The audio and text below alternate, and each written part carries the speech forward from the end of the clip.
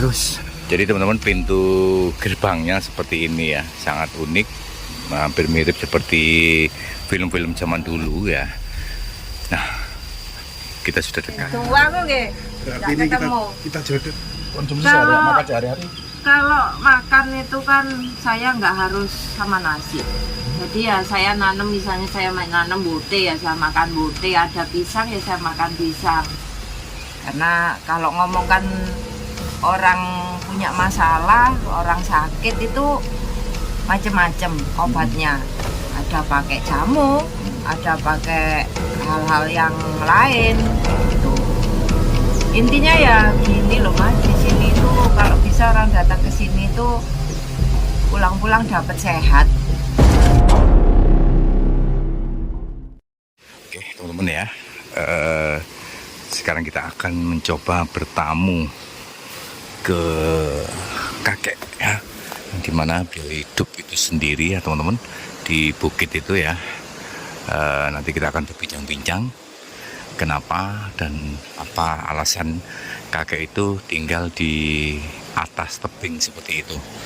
Nah, kami menuruni atau menyeberang sungai ini bersama rekan kita Petung Sewu ya. Mungkin Anda teman-teman semuanya pada mengenal channel YouTube-nya yang memang benar-benar luar biasa dalam pencarian orang-orang atau yang hidup di hutan sendirian, dan memang misterius ya, dan banyak sekali alasan-alasannya. Tuh, seperti ini ya.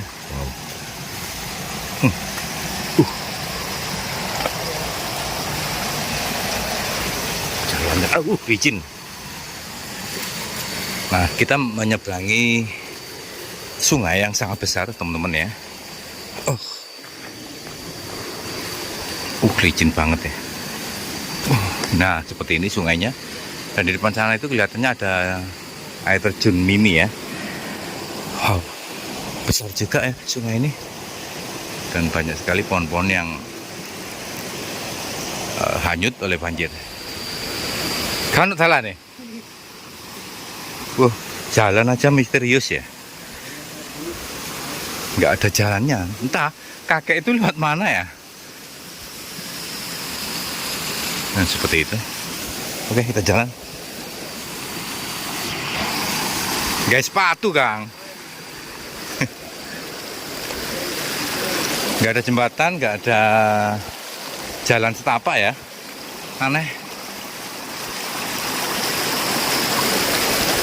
Ya teman-teman, mungkin bisa dimanjakan di sungai yang jarang dilalui orang ya. Ini betul-betul di tengah hutan teman-teman ya.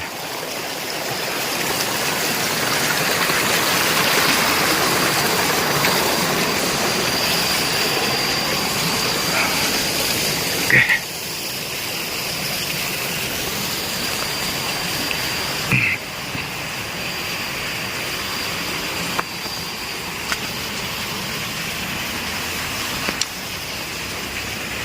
Oh, ini apa ini?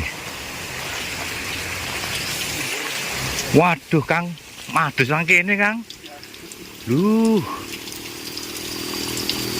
Enak coba kita pegang ya. Dingin banget. Nah, ini ada batu sangat besar sekali. Oh, dari sumber langsung teman-teman ya ternyata. Oke, kita naik.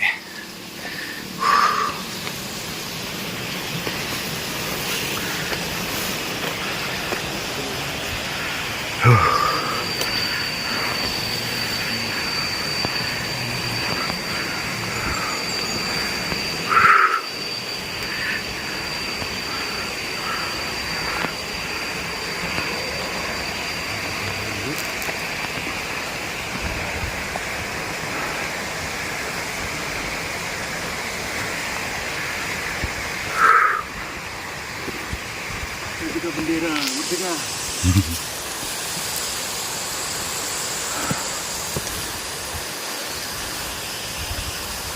Oke, kita naik terus. Jadi teman-teman, pintu gerbangnya seperti ini ya, sangat unik, hampir mirip seperti film-film zaman dulu ya. Nah, kita sudah dekat. Kita juga nggak tahu ya teman-teman, ini penghuninya dari gubuk ini laki-laki atau perempuan, nenek atau kakek, kami juga nggak tahu. Tapi kelihatannya tadi itu saat berdiri ada, itu seperti kakek ya. Coba kita akan mendekat. Dan ini teman kami juga ya. Oke.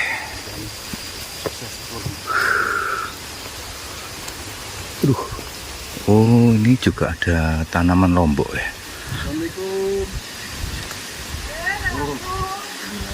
Rayu, rayu, rayu.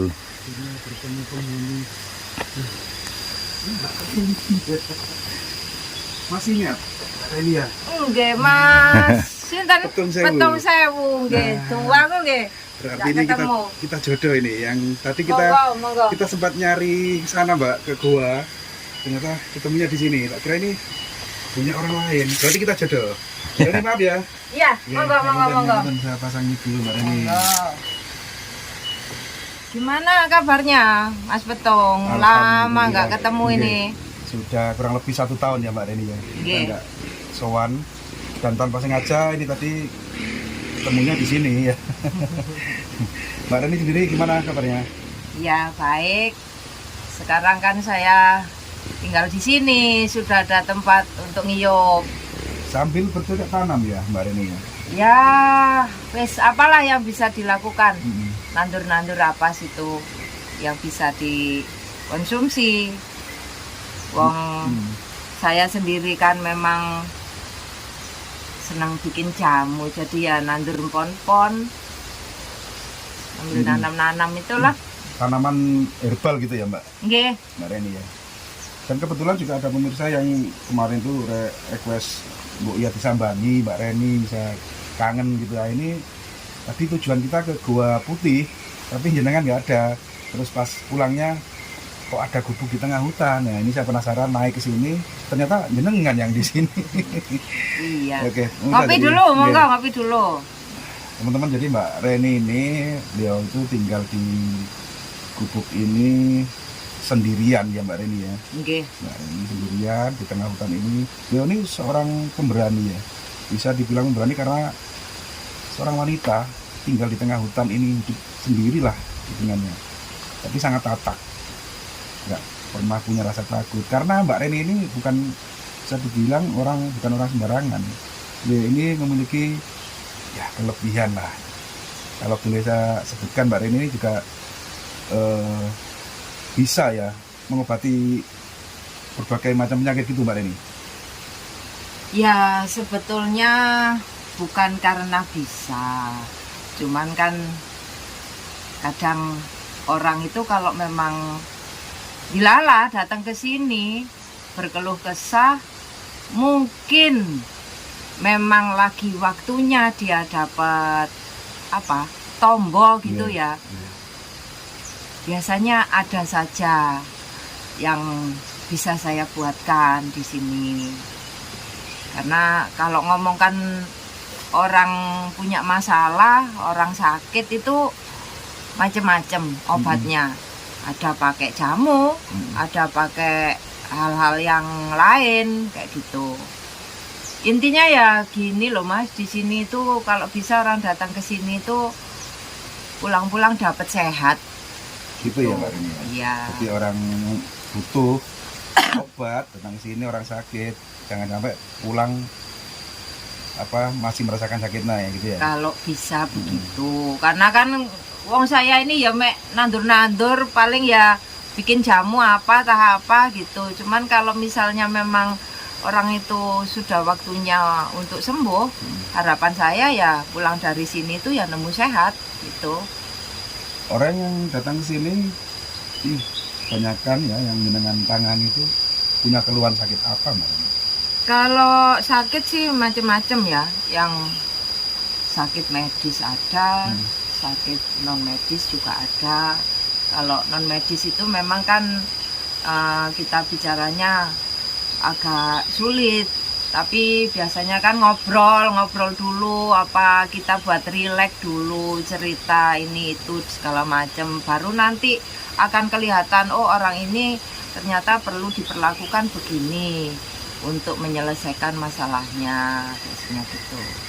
Jadi ya memang ada harus dibikinkan jamu. Kadang juga ada perlakuan khusus, gitu Mas. Iya Mbak Reni, kalau boleh saya tanya ini, Mbak Reni memiliki kemampuan pengobatan alternatif tradisional ini dari mana Mbak Reni? Kalau hal jamu itu ya kebetulan ya mbah saya dulu juga dunianya ya dunia seperti ini. Kalau nggak salah sih mbah dulu itu punya kitab untuk ramuan-ramuan jamu. Mungkin ya yang diturunkan siapa ya, zaman dulu itu ada namanya tabib itu Nyai Paricara atau siapa, di masa kapan itu saya memang nggak terlalu tahu, tapi ya Nyai Paricara atau mesin itu ya? Apakah Nyai Paricara yang dengan masukan itu mesin? ya bisa jadi itu ya, karena kan kalau zaman dulu itu namanya tabib itu yang orang kenal itu ya kalau nggak Nyai Paricara atau mesin itu mungkin ya. Soalnya kalau di kitab itu kan nggak ada tulisannya ini miliknya siapa, iya, gitu. Bisa jadi ya dari beliau-beliau gitu. Jadi nenek jenengan mewarisi kitabnya mesin gitu ya? Ya. Kalau boleh tahu bisa nggak melihat Mbak Reni lihat kitabnya? Aduh, kalau hal-hal seperti itu ya minta maaf ya Mas ya, karena kan itu Privasi ya. privasi. Oke, jadi nggak semua orang bisa melihat itu. Nggak apa-apa. Punten ya. Nggak apa-apa. Untuk cara pengobatan Mbak Reni, yang jenengan lakukan itu dengan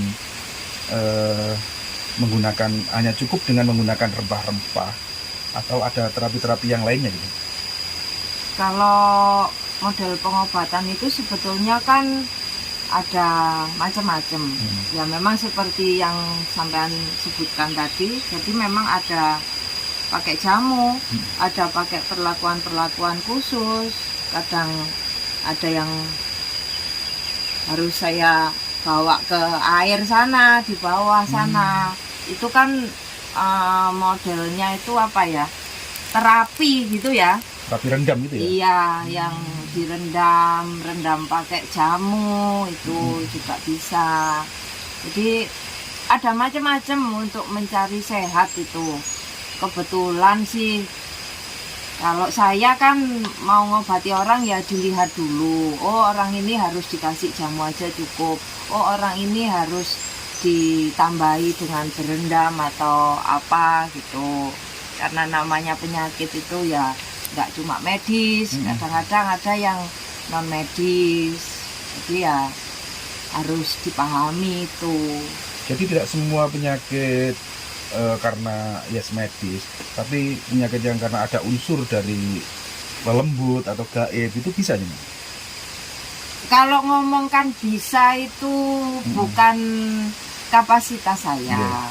Semua itu kan intinya usaha ya, usaha.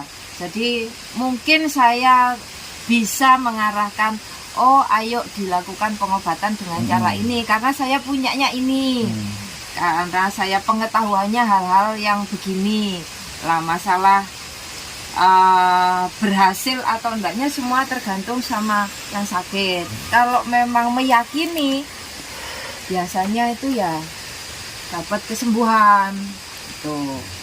Dan tentunya lantaran Mbak Reni atas izin Allah juga semua penyakit yang diderita itu bisa terangkat gitu nih Mbak Reni. Ya saya cuman apa sih? Ya itu sajalah. Kalau memang jodoh, memang jodohnya ketemu saya, ya barangkali orang kalau ngomong ya lantaran. Padahal ya bisa jadi ya lantaran jamunya atau lantaran apa yang ada di sekitar sini. Mungkin melalui saya yang ngasih tahu, oh sampean ke sana, sampean pakai ini gitu. Dan karena yakin juga tentunya. Harus yakin. Harus Kalau yakin, ya? orang mencari pengobatan itu harus yakin. Jangan coba-coba. Karena kalau coba-coba hasilnya juga coba-coba nanti. Iya. Tuh. Harus yakin. Iya. Mbak Reni, kalau malam ini kan namanya hutan kan sangat gelap. Ini kalau malam pakai penerangannya pakai apa ini Mbak Reni? Ya kalau dulu itu ya seadanya Mas. Adanya oblek ya oblek. Kalau senternya lagi ada baterainya ya pakai senter itu. Kapan hari itu ada orang kesini dibawain apa itu yang pakai matahari, tenaga matahari. Tenaga surya. Itu. Iya. Tuh juga. Jadi ya gak usah takut gelap, di sini ada, tetap ada penerangan. Tuh. Kalau masak juga di belakang gitu ya? Masak ya itu ada pakai kayu bakar di belakang situ. Nah, kalau untuk berasnya Mbak Reni, konsumsi Kalau- makan sehari-hari? Kalau makan itu kan saya nggak harus sama nasi. Jadi ya saya nanam, misalnya saya nanam bote ya saya makan bote, ada pisang ya saya makan pisang. Nanti kalau hasilnya agak banyak ya baru dibawa turun,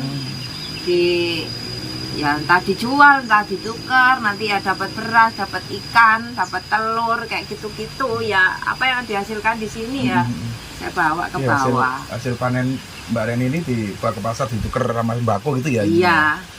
Itu apa yang diperlukan ya itu yang saya ndak punya, ya saya tukar sama itu. Masuk cabai apapun yang dengan tanam ya di sini. Nggih, nggih. Mbak Reni kenapa kok memilih tinggal, padahal di kota kan banyak keramaian dan lebih banyak fasilitas yang mudah terjangkau gitu. Kenapa memilih tinggal di dalam hutan ini sendiri Mbak Reni? Kalau hidup di sini tuh urusannya sama batin, Mas. Jadi kalau di sini tuh tenang, damai. Jadi ya apa ngetutno batin. Jadi saya merasa lebih nyaman, lebih enak tinggal di sini. Lagi pula ya saya kan bikin jamu. Jadi ya perlu tempat-tempat seperti ini untuk mencari ketenangan. Karena orang sakit itu kebanyakan kan dari pikiran, dari keramaian-keramaian, akhirnya ya timbul penyakit. Lah sedangkan di sini ya apa ya ayem di sini. Iya. Gitu. Ya intinya Mbak Reni ini lebih memilih tinggal di tengah hutan, lebih ketika meditasi itu lebih apa ya, lebih dapat gitu ya, lebih tenang. Dan di samping itu beliau ini juga mengamalkan ilmunya, sengaja memilih tempat sunyi untuk menerapi orang yang memang benar-benar membutuhkan pertolongan Mbak Reni gitu ya. Nggih. Nah kalau misalnya nih Mbak Reni ada nih yang penasaran ingin sowan ke sini, untuk alamat sini ikut wilayah mana Mbak Reni? Kalau di sini tuh kan wilayahnya ikut Kabupaten Sidoarjo, kecamatannya Trawas ya. Kecamatan Trawas. Kabupaten Mojokerto. Nggih, Kabupaten Mojokerto, kecamatannya Kecamatan Trawas. Kalau ancer-ancernya ya itu ya Gua Putih. Arah ke Gua Putih ya? Iya, arah ke Gua Putih. Karena kan jalannya ya cuma satu itu aja, Mas. Iya. Nanti ya Tanya di warung sana ya? Iya, boleh nanya di warung sana nyari Mbak. Sebelum masuk ke Gua Putih, Trawas ini ada warung. Nanti setelah lepas dari warung, tengah-tengah Gua Putih itu kiri jalan kelihatan gubuknya dari pinggir jalan. Iya. Inilah tempat kediaman Mbak Reni. Gitu ya Mbak Reni ya? Iya, Mbak Reni, kelihatan, gampang nyarinya. semoga ilmu yang jenengan amalkan manfaat, dan terima kasih jenengan sudah berkenan menerima kami ngobrol ngalor ngidul seperti ini tadi ya. Dan mudah-mudahan tayangan kali ini ada manfaatnya untuk semua penonton yang melihat. Dan Mbak Reni semoga panjenengan juga diberi panjang umur, sehat selalu ya. Nggih, pangestu. Kurang lebihnya apabila ada pelanjangan kami mohon maaf. Sami-sami. Terima kasih teman-teman. Jadi untuk tayangan kali ini saya akhiri sampai di sini dulu. Assalamualaikum warahmatullahi wabarakatuh.